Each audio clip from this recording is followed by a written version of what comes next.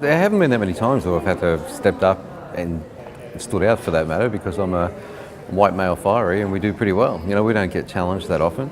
So there aren't that many challenges for a man in the firefighting profession, as far as I can see. So how should guys be stepping up and standing out? I think a lot of it's got to do with the culture of the organisation. It's not that it's necessarily bad. I mean, it's 125 years old, but I think to be a contemporary fire service, people need to be calling bad behaviour, and there is bad behaviour, regardless of what people say. If they say there's nothing to look here, if a certain organisation says there's nothing to see here, well, then that'd be one that I'd be putting a microscope on, quite frankly, because we're all human, and bad behaviour's got to be called, absolutely. So talk about bystander philosophy. So that's about standing up and speaking out as well. So if we can not be a bystander and not just stand by and allow something to happen, that's a good thing. So call it for what it is.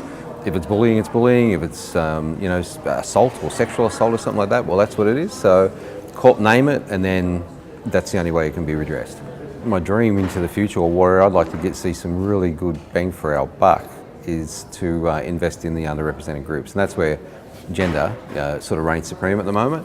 But there's a lot more than just having more women in recruit courses, just for the sake of having equality by numbers. There's a whole my thing about gender inclusion is to do with violence prevention, believe it or not, and that's a really long dissertation to actually get to what I mean by that. But in short, causes of violence centre around gender imbalance and strict gender stereotypes.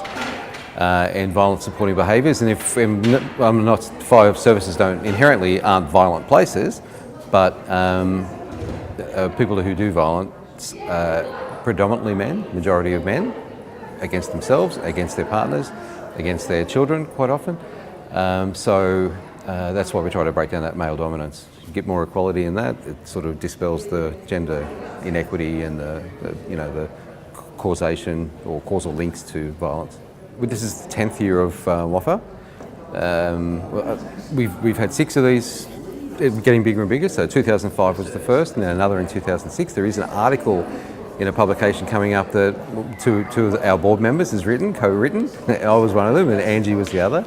And it sort of gets a bit of a timeline as to how we've progressed. And it really is, the theme of this conference is pretty apt, because we are at a position now at a time that we're actually making inroads. We're being noticed by governing bodies, we're being noticed by recruitment and by organisational, HR departments and stuff like that.